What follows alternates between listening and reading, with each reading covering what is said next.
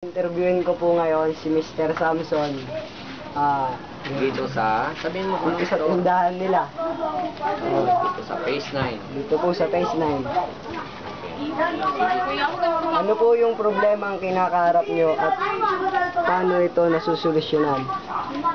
Marami pong problema ang kinakaharap ng pagtitinda namin. Kagaya ng una ay hindi maiwasan ng mga tao na umutang.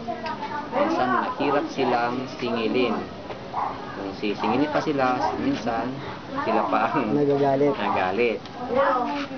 Pero naiintindihan namin dahil mahirap ang buhay. Pangalawa, mabilis ang pagtaas ng mga bilihin.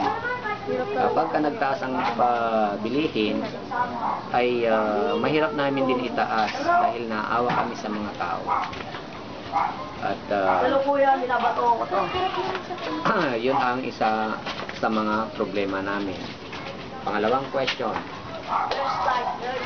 Ano po yung isang magandang gawin para mapanatiling magandang takbo ng inyong negosyo? Ang pinakamagandang gawin, ikaw ay laging tapat sa mga customer.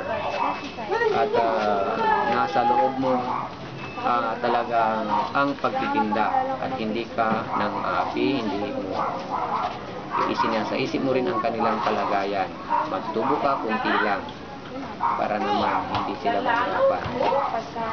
Pag nalulugi na po yung negosyo nyo, ano po yung posibleng paraan para maisalba ito? Pag nalulugi, okay lang at okay lang. Hinihintay ko na lang yung sweldo para magdagdagan ulit namin ng tinda. Saka minsan nagsa-sideline para maibili ulit ng pamumuhunan.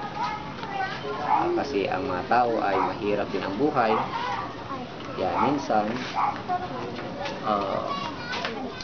naawa rin kami.